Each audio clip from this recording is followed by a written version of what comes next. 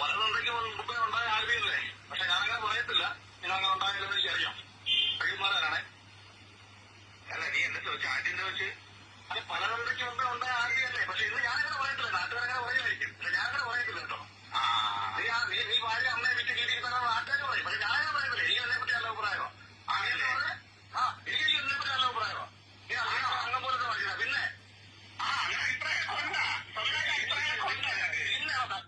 അപ്പം ഇത് അഖിൽമാരാറ് ഈ ആൽബി എന്ന് പറയുന്ന അപ്സര സീസൺ 6 അവരുടെ രണ്ടാമത്തെ ഹസ്ബൻഡ് അവൻ ചോദിച്ചു മേടിച്ചതാണ്.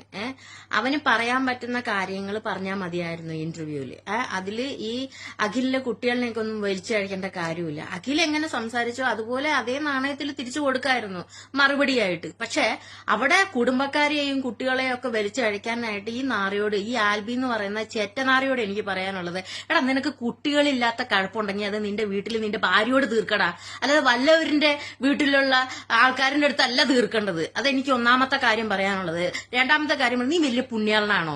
നിന്റെ കല്യാണം ആദ്യത്തെയാണെന്ന് നീ ഇങ്ങനെ വലിയ കാര്യത്തിൽ പറയുന്നത്. നിന്റെ ഭാര്യയുടെ കല്യാണം എന്ന് പറയുന്നത് നീ കെട്ടിക്കൊണ്ടുവന്നവള് എത്രാമത്തെ കല്യാണമാണ്?